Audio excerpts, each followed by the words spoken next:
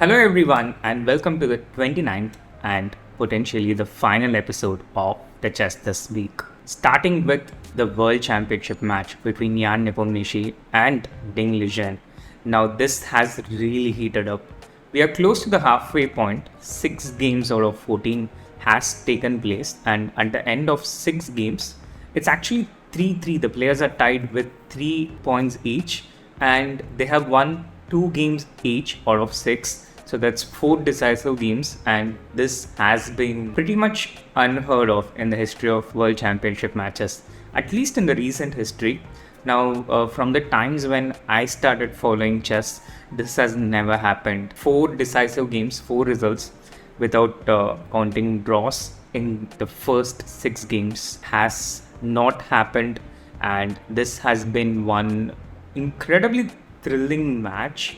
And initially Jan took the lead with a convincing win in the second game of the match.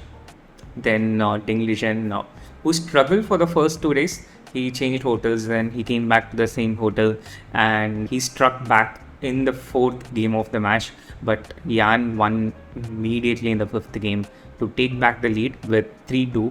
And in the 6th game of the match, in a London system opening for the first time ever in the history of World Championship matches in chess, Ding Liren struck back and managed to make it 3-3, which also gives the London system 100% score in the history of World Championship matches. Now, who would have thought that? Who would have expected that?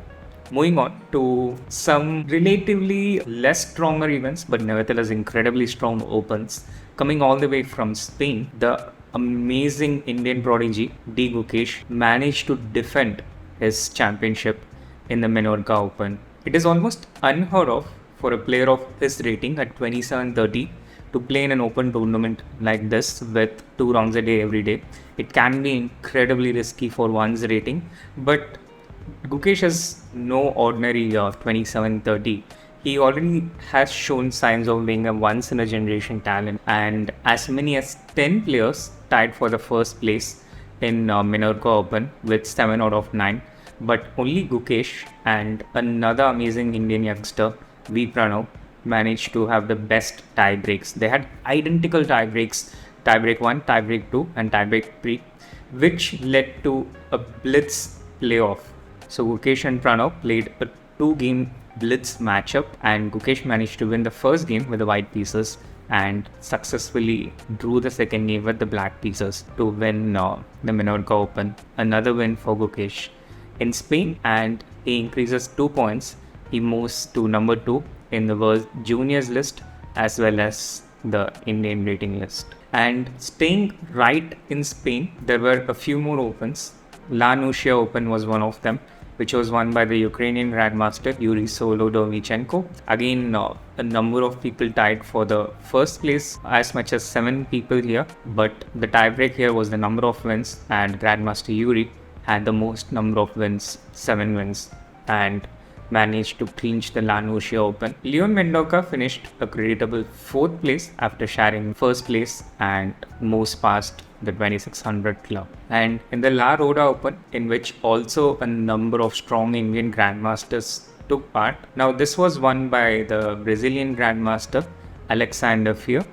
He just edged Arvind Chidambaram in the tie breaks after tying for the first place. They both drew in the last round, and V. Pranav once again featuring in the 3rd place, Inian and S.L. Narayanan tying for the 2nd place, taking the 3rd, 4th and 5th place there. So this was the story of the strong Roda Open. And moving across to all the way across to USA, the St. Louis. Now, there are not many weeks without any chess activity in the St. Louis Chess Club, and the Spring Chess Classic took place in St. Louis. This was won by Grandmaster Benjamin Bok from Netherlands. There were 2 tournaments, the A tournament and the B tournament. The A tournament was a little bit stronger and incredibly competitive.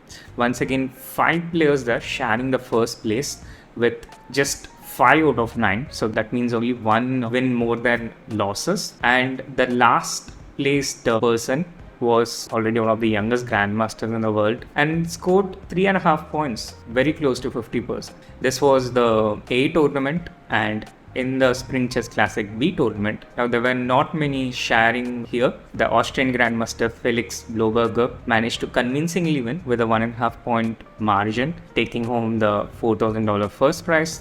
And the second place player was tied between Yasin Leong, Damasuren, Batsuren, and Luca. A very multicultural field here and a pretty strong tournament nonetheless. And moving all the way from America to Africa to the Kenyan Open. Now, this was won by the American Grandmaster Timur Gariev as expected, with a fantastic score of 8.5 out of 9, and Grandmaster Eltat Shafarli finished in the second place with 8 out of 9. The third place was shared between Aditya Samant, Pavel Pancrato, and the Ugandan FIDE master Harold Wanyama. That's all the chess stories from the previous week. It has been a bit of a thin week, the World Championship dwarfing pretty much all the other events. However, it has been one thrilling World Championship match, and do feel free to guess who will be the winner of this match in the comments below. We are unlikely to have a Chess This Week episode the next week because I'll be out playing in a tournament.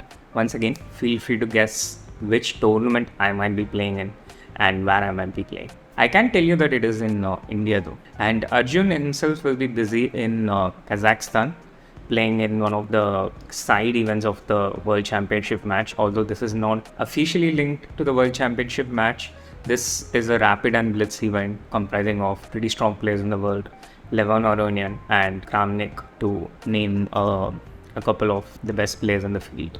That's this episode of Chess This Week. If you like this episode, then do hit the like button, subscribe to the channel if you haven't, and see you all pretty soon.